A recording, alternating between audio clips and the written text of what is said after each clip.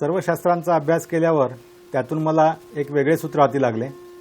खरे तर त्याला त्रिसूत्री वरदानच म्हणायला हवे। दशा, दिशा, देवता हे त्या त्रिसूत्राचे 3 स्तंभ। माणसाचे जीवन हे दशा, दिशा आणि देवता या 3 स्तंभावर संतुलित असते। त्यांना स्थिर करता आले तर व्यावसायिक समृद्धी, संकटमोचन, दीर्घायू, निरोगी जीवन आणि एकत्रितपणे सुखाची अनुभूती होते। थोडक्यात समृद्धी म्हणजे दशा, दिशा आणि देवता यांच्यातून आयुष्यातला समतोल साधता येतो। दशा म्हणजे माणसाची मानसिक आणि भावनिक अवस्था, जी कुंडलीमधून स्पष्ट होते।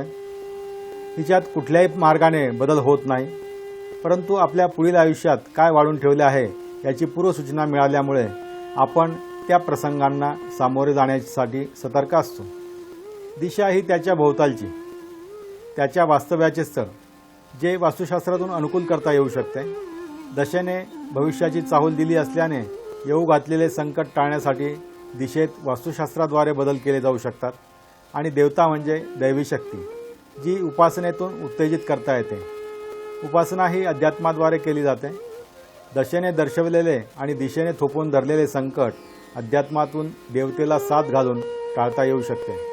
थोडक्यात दशेने निदर्शनास आणलेले धोके दिशा आणि देवता यांना जागृत करून आपण यशास पात्र होण्यासाठी आपले गुण वाढवू शकतो।